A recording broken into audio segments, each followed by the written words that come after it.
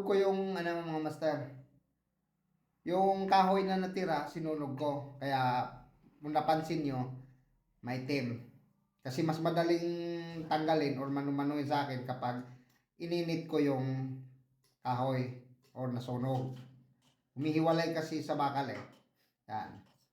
So, okay, tama yung inisip ko. Yung 516 ay 38 by 16 yung thread na gamit. Okay? So, yan. Medyo mataas na yung possibility ano ko dito na paghuhula, no? Para magiging ano. So, ngayon, ang next kong step naman dito, yung points mga master.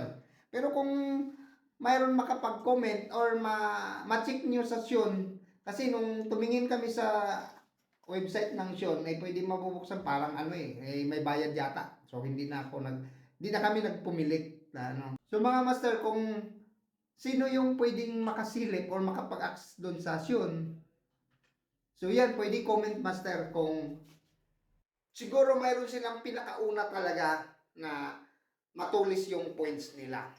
Sa tingin ko lang kasi mukhang dito naman maayos master, wala akong masabi. No? So, imported talaga siya na tapo. Okay.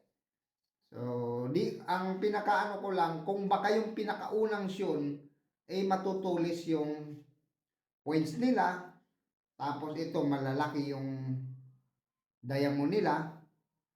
So, kung sino yung makasilip sa website nila, makapag-access doon, kung may resort or, alam ko may bayad mga master pag umano tayo doon, yung pa-antong ticket ba tawag doon.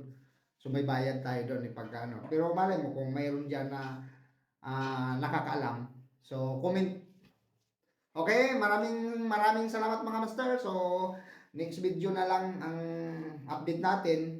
So, ito, may kasana natin at ito, magawa na natin yung nila. So, tatanggalin ko na to. Ito, automatic mga master. Trademark nila yan. Tornilyo nila yan. At saka itong stainless. Kanila din yon. Kumpirmado ako dyan. Okay? So dito na lang ako nag-ano, pero baka sakali na may una talaga silang labas ng tako na ganun siguro. Baka huli na lang yung pabilog na party na yon. Okay? Maraming maraming salamat po mga master. Thank you very much sa inyong pagsuporta. Bye.